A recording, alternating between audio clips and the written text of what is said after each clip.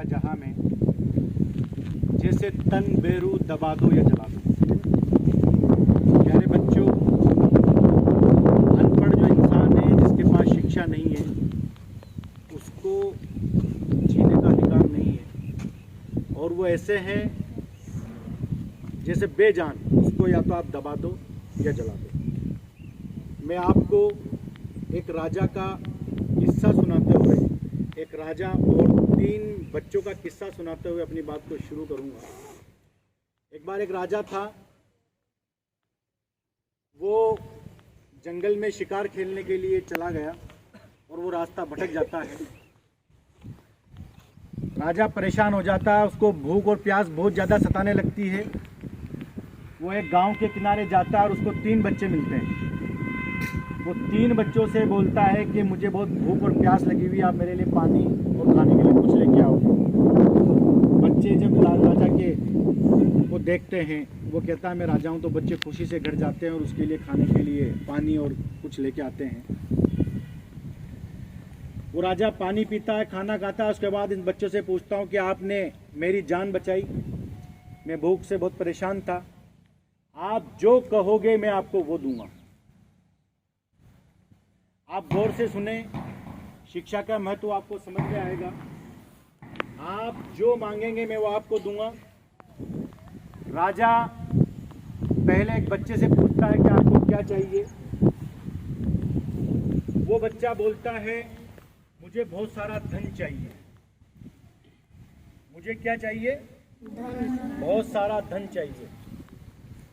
उस राजा ने उस बच्चे को इतना धन दिया। वो बच्चा बोलता है ये तो इतना सारा धन है, मेरी 7 पीढ़ियों से खत्म नहीं होगा।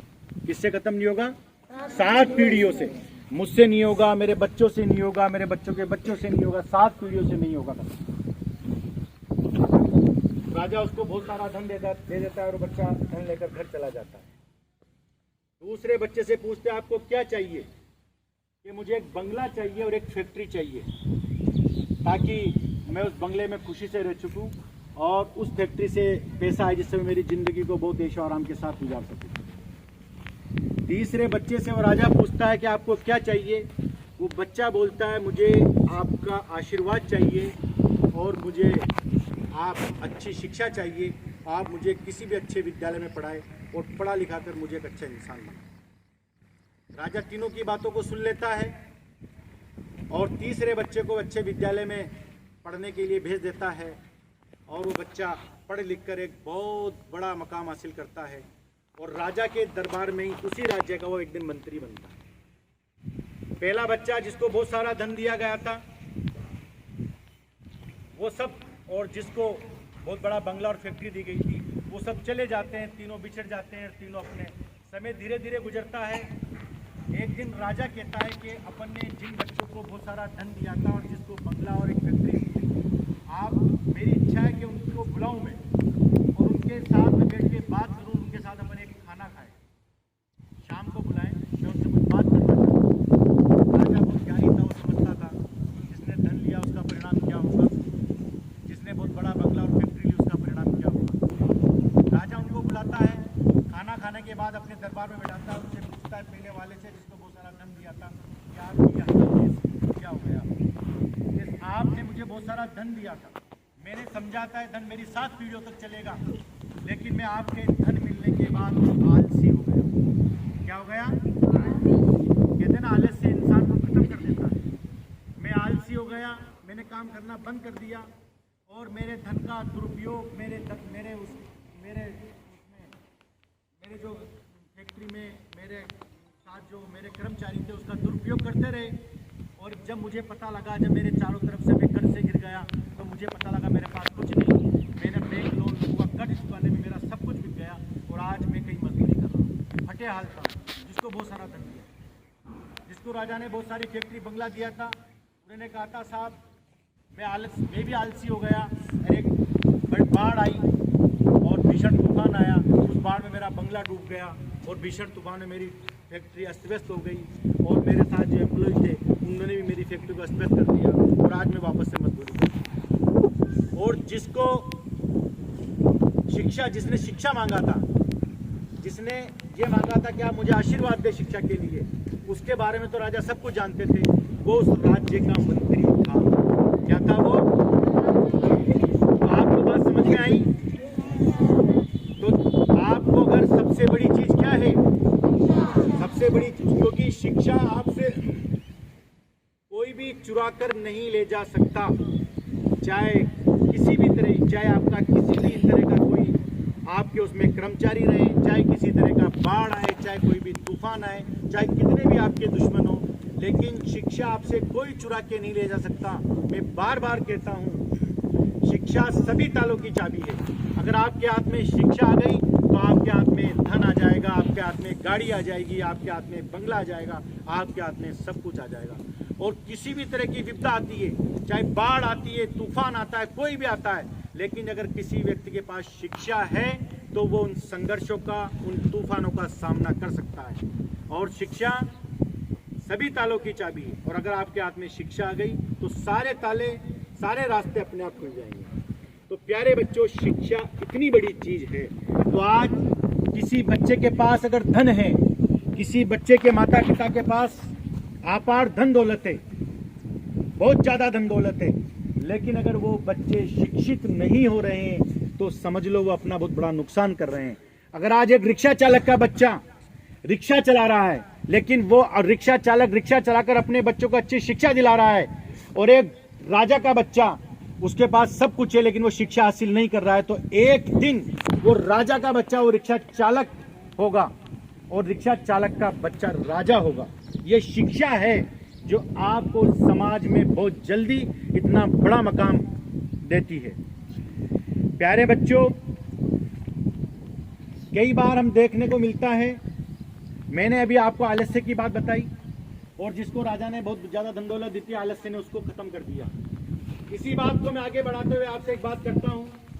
बहुत सारे बच्चे ऐसे होते हैं जो कहते हैं कि एग्जाम आ रहे हैं, आप टीचर उनसे कहते हैं कि पढ़ लो बेटा, वो कहते हैं मैडम पढ़ लूंगा। घर जाते हैं, माता पिता कहते हैं बेटा पढ़ लो, वो बच्चा कहता है पढ़ लूंगा, और वो खुद भी ये सोचता है मैं आज पढ़ लूंगा, शाम को पढ़ूंगा, कल पढ़ूंगा, परसों पढ़ूंगा, एग्जाम के दिनों में पढ़ूंगा, और एग्जाम वाली जिस दिन एग्जाम अगले दिन उस रात को पढ़ूंगा। बच्चा ये सोचता है, वो ऐसा कर कर अपना बड़ा नुकसान कर लेता है। क्योंकि जब आप पढ़ाई करने बैठे तो आप अगर कामयाबी आप चाहते हैं तो आप अपना हर दिन का एक टाइम टेबल बनाएं। 24 घंटे आपके पास होते हैं, आप उसमें अपने स्कूल का समय, स्कूल के साथ साथ अपने सेल्फ स्टडी का समय, आपके खेलने का सारा वक्त, सोने का सारा वक्त आप निकाल लें, और आपके पढ़ने का जो समय आपके पास 4-5 घंटे पढ़ते हैं तो आप उसमें पढ़ें। कई बार आपको लगता है कि क्या मेरे पास तो 4 घंटे आपके पास है, 4 घंटे में से 1 घंटा निकल जाता है, 3 घंटे बचते हैं, फिर निकल जाते 2 घंटे बचते हैं। अगर मैं आपसे ये कहता हूँ आपके पास अगर 1 मिनट भी बच पाए तब भी आप पढ़ें। 1 मिनट भी आपको बहुत बड़ी ताकत देगा। किसी दिन अगर आप पढ़ते नहीं, आप अपने स्टडी रूम में जाकर बैठते हैं, आप 1 मिनट बैठते हैं और आप अपनी टेबल को सही कर लेते हैं, ये भी बहुत बड़ा काम है। क्योंकि आपके पास, बच्चों के पास 2 रास्ते होते हैं। एक रास्ता तो वैसा होता है जो आपको सफलता की ओर ले जाते हैं, दूसरा रास्ता आपसे कहता है कि हम आज मैच देख लें, आज हम टीवी देख लें, आज मोबाइल में हम कोई दूसरा गेम खेल लें। इस तरह बच्चा सोचता रह जाता है, और धीरे धीरे धीरे करते हुए बच्चा अपना नुकसान कर देता है। इंसान में 100 में से 99 बुराइयाँ आलस की वजह से आती है, आलस्य की वजह से आती है, अपनी सुस्ती की वजह से आती है, और धीरे धीरे वो आदमी अपने आप को खत्म कर देता है। मैं आज हॉस्टल को चेक करने के लिए गया, अपने जो हॉस्टल में रहते हैं सर, तो मैंने सबसे पहले जब मैंने हॉस्टल में एंट्री की तो मैंने देखा चप्पलें बहुत लाइन से जम रही, सारी चप्पलें लाइन से जमी रही होती। मैंने बच्चों से कहा, मेरा दिल आज बहुत खुश हुआ, और निश्चित रूप से मुझे महसूस हो रहा है कि आप बहुत बड़ा मकाम हासिल कर सकते हो। बच्चों को लगा होगा, मैंने बच्चों से ये भी कहा कि आपको लग रहा होगा कि चप्पलें लाइन से जमाने में से कैसे बड़ा मकाम हासिल करता है। सर भी मजे लेते हैं।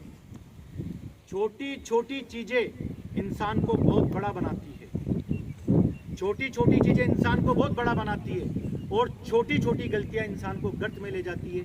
मैं आपको एक बात बताता हूँ। एक बार एक बच्चा विद्यालय में आता है, और विद्यालय से कभी वो पेंसिल लेके जाता है, कभी पेन चुरा कर लेके जाता है, और वो अपनी माँ को ले जाके देता है, माँ बड़ी खुश होती है। वो बच्चा धीरे धीरे करता है, छोटी छोटी गलतियाँ करता है, वो कॉलेज में जाता है, वहाँ भी वैसा ही करता है। एक दिन वो बहुत बड़ा चोर बन जाता है और एक दिन वो अपने शहर के बैंक को लूटता है, उसका नाम अखबार में छपता है और उसको पुलिस अरेस्ट कर लेती है। अदालत में जाता है केस और जज उसको फांसी की सज़ा सुना देता है। फांसी की सज़ा सुनाने से पहले पूछा जाता है मुलजिम से कि आपकी आखिरी इच्छा क्या है। तो मुलजिम से अपनी आखिरी इच्छा पूरी की जाती है। वो कहता है मेरी आखिरी इच्छा मेरी माँ से मिलना है। वो अपनी माँ को बुलाता है, माँ से कहता है माँ मेरे पास आओ, और वो बच्चा अपनी माँ को पास बुलाकर उसका गला दबा देता है और उसको ख़त्म कर देता है। लोग ये कहते हैं ये तो माँ से माफ़ी मांगने का वक्त था। उस बच्चे ने कहा, चिल्ला कर कहा, आज इसकी वजह से मैं इस मकाम पर हूँ, इसकी वजह से मुझे फांसी लग रही है। क्योंकि क्यों लग रही है? जब लोगों ने पूछा कि जब मैं विद्यालय से एक पेंसिल चुरा कर लाता था, अगर मेरी माँ मुझे उस दिन रोक देती तो आज मुझे इस फांसी के फंदे पर झूलना नहीं पड़ता। तो आप छोटी छोटी अच्छाइयों को करके बहुत बड़ा मकाम हासिल कर सकते हैं और छोटी छोटी कमियां आपके अंदर आकर आप बड़ा नुकसान कर सकते हैं। तो हमको कई बार ये लगता है कि मुझे किसी का पेन मिला और उस पेन को उठा के मैंने जेब में रख लिया। आपको लगता है चोरी थोड़ी मुझे क्लास में मिला। और कई बार आप ये सोचते हैं कि मैं इस कमरे से बाहर जा रहा हूँ, क्यों मैं स्कूल की इस लाइट को बंद करूँ, क्यों मैं स्कूल के इस चीज़ को, कई बार आपको लगता है स्कूल की कोई जो टूटी पड़ी होती है आप उसको लात मार के एक तरफ तोड़ देते हैं। कई बार आपको लगता है स्कूल की चीज़ कोई आधी टूटी हुई आप उसको पूरी तोड़ देते हैं। कई बार आपका सड़क पर चलते हैं, सरकारी लाइट को देखकर आप, सरकारी चीज़ों को देखकर आप तोड़ देते हैं। कई बार आप घूमने जाते हैं, सरकारी दीवारों को आप खराब करते हैं। तो ये छोटी छोटी नुकसान सरकार का हो रहा है। तो सरकार का नुकसान नहीं हो रहा है, सरकार के पास तो आपका पैसा है, नुकसान आपका हो रहा है, आप अपने आप को ख़त्म कर रहे हैं। तो प्यारे बच्चों, इन चीज़ों को अपने जीवन में, मैंने जो आपको बातें बताई, इन बातों का अपने जीवन में उतारने का प्रयास करें। छोटी छोटी बातें आपको बहुत आगे लेके जाएगी और छोटी छोटी गलतियाँ आपको बहुत बिल्कुल ख़त्म कर देगी। मैं एक अंतिम बात कहकर आपसे अपनी बात को ख़त्म करता हूँ। एक होती अकड़ और घमंड और एक होता है मिल बैठ के किसी भी चीज़ का हल निकाल लेना। एक बार एक पुल था, एक पुल पे सिर्फ दो चीज़ें ही, दो व्यक्ति एक साथ, एक व्यक्ति एक बार में गुजर सकता था, चाहे वो व्यक्ति हो चाहे वो कोई भी पशु या पशु हो। तो दो शेर एक बार एक पुल से गुजर रहे थे। तो पुल से इधर से एक शेर जाता है, उधर से एक शेर आता है, दोनों सामने आ जाते हैं और दोनों करते हैं। वो शेर ये कहता है कि आप पीछे जाओ, पहले मैं आया हूँ। वो शेर ये कहता है, दोनों लड़ने लगते हैं, नदी में गिर जाते हैं, दोनों खत्म हो जाते हैं, दोनों का वजूद खत्म हो जाता है। फिर एक दिन, उसी दिन दूसरे शाम के वक्त एक बकरी इधर से आती है, एक बकरी इधर से जाती है और दोनों पुल के बीच में मिलती है और दोनों, एक बकरी की निगाह बढ़ जाएगी, मैं यहाँ से मुझे निकलना है, मुझे निकलना है। एक बकरी के सींग होते हैं, वो बकरी कहती है कि नहीं, वो सींग नीचा करके उसके मारने की कोशिश करती है। तो उस बकरी कहती है नहीं ऐसा करिए, हम लड़ते नहीं है, मैं इस पुल पे बीच सो जाती हूँ और आप मेरे ऊपर से निकल जाना। तो वो पुल पे सो जाती है, उसके ऊपर से निकल जाती है। वो बकरी निकलने के बाद दूसरी बकरी खड़ी होती है और वो पुल से निकल